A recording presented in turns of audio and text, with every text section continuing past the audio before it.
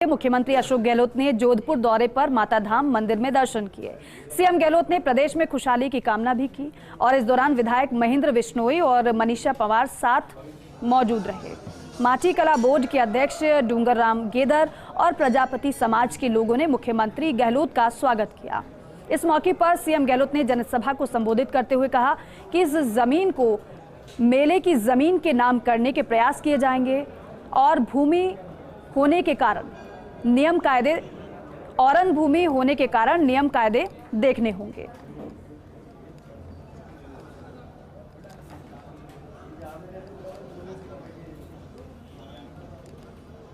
दर्शन करना है, मैं खाली मंदिर दर्शन करना हाजिर हुआ हूँ। मुझे बस खुशी है कि आप इतनी बड़ी तादाद में यहाँ पर सब इकट्ठे हुए मेरी माता बहनें बैठी हुई है। कभी अलग से प्रोग्राम रखेंगे, यहाँ पर मंदिर में प्रांगण में अलग से प्रोग्राम रखेंगे। बहुत सुंदर मंदिर बनाया है और जीडी ने जो सड़क बनाई आगे, बहुत ही खूबसूरत सड़क बनी, आगे भी अच्छा काम हुआ है। अभी मुझसे मांग की गई है कि यहाँ पर मेला स्तर घोषित किया जाए। अब ये जमीन औरन की है और सुप्रीम कोर्ट मना कर रहा है। अब पेपर मैंने ले लिए हैं, जयपुर जाके मैं दिखवाता हूँ कि किस प्रकार संभव हो सकता है, तब बात करेंगे। मुख्यमंत्री अशोक गहलोत 3 दिवसीय जोधपुर के दौरे पर रहे। सीएम गहलोत ने सर्किट हाउस में जन सुनवाई की और साथ ही साथ पुलिस और प्रशासनिक अधिकारियों को जरूरी दिशा निर्देश दिए। इसके बाद सीएम गहलोत ने मीडिया से रूबरू हुए और कहा कि जनप्रतिनिधि का दायित्व बनता है कि वो आमजन की समस्याएं सुने और समाधान के प्रयास करें। जन सुनवाई में आमजन की समस्याएं सुनने के बाद अधिकारियों को समाधान के निर्देश दिए। इसके बाद होम्योपैथिक चिकित्सकों के जत्थे ने ब्लॉक स्तर पर नियुक्त किए जाने पर सीएम गहलोत का आभार जताया। साथ ही साथ बालोतरा, भरतपुर और श्री महावीर जी में होम्योपैथिक अस्पताल खोलने पर धन्यवाद जताया।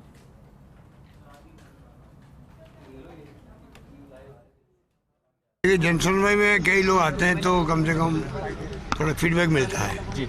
और जन समस्याएं क्योंकि प्रशासनिक स्तर पर भी कई जगह स्तर पर अटक जाती है कारणों से कि जनून भी होती है, कई लोग जो है उनकी मांगबाजी भी होती है।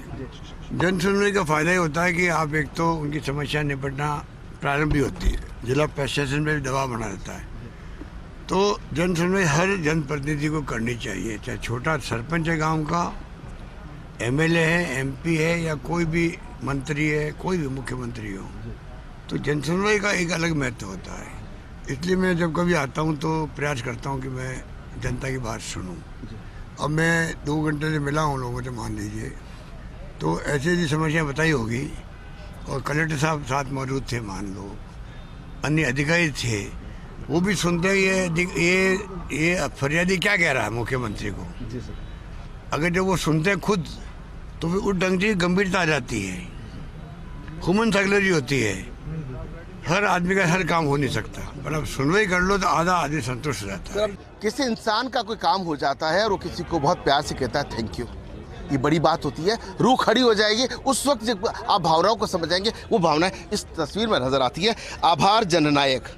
देखिए, जननायक जोधपुर से हैं और हमेशा कोशिश करते हैं कि हर व्यक्ति को संतुष्ट करें, लेकिन कई बार ऐसा होता है काम सबके होते हैं, आखिर के कोई चेहरा तक नहीं दिखाता। मगर ये वो चेहरे हैं जो थैंक यू करने के लिए आए। होम्योपैथी का जो एक बड़ा मामला था, इसको लेकर के 1 साल भर से संघर्ष चल रहा था और कोशिश जयपुर और जोधपुर के होम्योपैथी डॉक्टर्स ने की। उसके बाद नतीजा ये हुआ कि बजट में घोषणा होगी। जब उनसे बात करते हैं, कैसे देखते हैं, क्या आपकी मांग थी, कैसी डिमांड पूरी हुई है? सबसे पहले तो माननीय जननायक का बहुत बहुत धन्यवाद कि 75 साल में होम्योपैथी के इतिहास में ये सबसे बड़ी घोषणा हुई है, जिसमें प्रत्येक ब्लॉक पर, राजस्थान के प्रत्येक ब्लॉक पर होम्योपैथी चिकित्सा सुविधा उपलब्ध कराने की घोषणा की। इसी के साथ में एक भरतपुर में राजकीय होम्योपैथी कॉलेज, बालोतरा में होम्योपैथिक चिकित्सालय और श्री महावीर जी में आयुष चिकित्सालय की भी घोषणा की। कैसे देखते हैं आप इस घोषणाओं को? आप जोधपुर से आती हैं। हम लोगों को जोधपुर वाले स्पेशली अशोक जी के लिए स्पेशली थैंक्स बोलना चाहेंगे कि उन्होंने हम लोगों को इतने सालों से हम लोग इस चीज़ के लिए कह रहे थे, होम्योपैथिक चिकित्सा जन जन तक पहुंचने के लिए उन्होंने इतना बड़ा स्टेप लिया, इसलिए हम उनको स्पेशली धन्यवाद कहने आए हैं। कैसा लगता है कि अपना जब काम होता है, जब किसी को थैंक यू देते तो मन में कितनी खुशी होती है? बहुत खुशी होती है और हम आभारी हैं मुख्यमंत्री महोदय का कि एक ऐतिहासिक बजट दिया है, उसमें होम्योपैथी के लिए तो स्पेशल रहा है। और हम मुख्यमंत्री महोदय से मांग करते हैं कि जो हमारे सभी सामुदायिक सामुदायिक स्वास्थ्य केंद्र पे भी होम्योपैथी चिकित्सा को लगाई जाए। आज विश्व की एलोपैथी के बाद द्वितीय सबसे बड़ी चिकित्सा पद्धति होम्योपैथी। भरतपुर से भी थैंक यू कर रहे हैं आप, भरतपुर से थैंक यू कर रहे हैं। जी सर मैं आपको बताना चाहूँगा, पहली बार राजस्थान के इतिहास में सर राजीव गांधी जी का जो सपना था 21वीं सदी का कंप्यूटर के लिए, वो श्रीमान गहलोत साहब ने जननायक जी ने वो पूरा किया है। पहली बार 10,000 वैकेंसी निकाली है सर।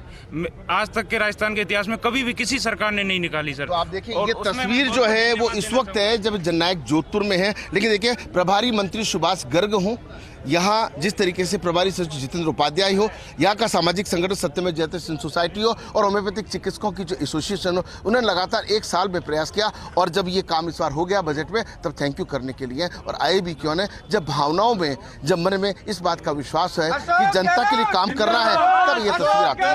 स्वर्गीय स्वास्थ्य के साथ राजीव गौड़, फर्स्ट इंडिया जोधपुर।